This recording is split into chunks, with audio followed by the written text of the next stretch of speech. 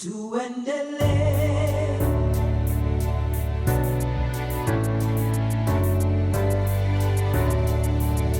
Twende mbele.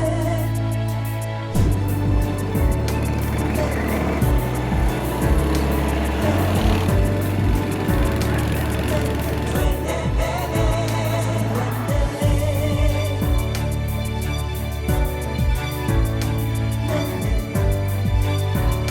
Kenya, twende mbele.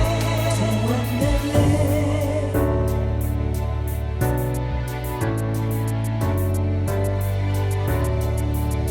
Twende mbele. Nani hapa hivi amewahi hagiwa na budake? Niko naongea na watu wengine wanasema zije hakuna hizo stories za hugs. In fact, that bit about fathers not hugging their sons. When I went to campus, my roommate, and I remember he told me, "You write to your old man, say, Buddha, tell him you want to be hugged."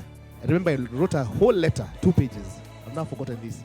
But I went home, and the first thing I entered the house, my dad told me, "Bo, come here." He told me, "You come and tell me what you want. Don't write to me things." So ever so often we meet my son, we have to hug.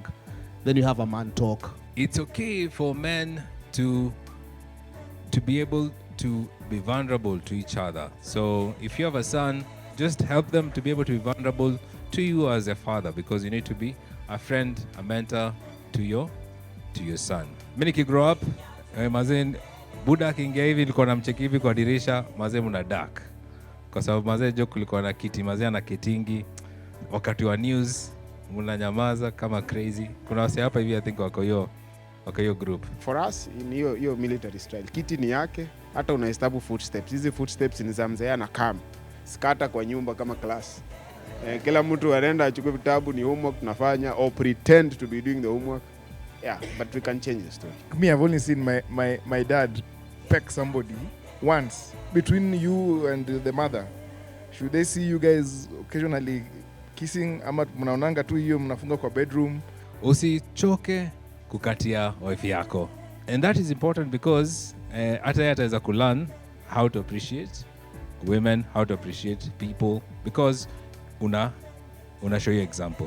There's no formula. You say this is a formula for how to be a father. This is a formula for how to be a man. There is no formula. We are all men and we are learning as we go along.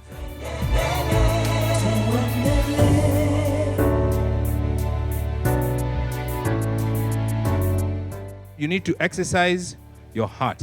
How do you exercise your heart? So you do things like aerobics, running, cycling, swimming, okay? Dancing. Those are things that help the heart to work out. How do you know that you exercised your heart? You take 220 minus your age. The number you get, divide that by 2. That is the heartbeat you need to have when you're exercising. Kama uko less than 35, sahi ni time yako. Ukitaka get ile muscle unataka, work on it. After the age of 35, ku lose weight na ku gain muscle, kazi.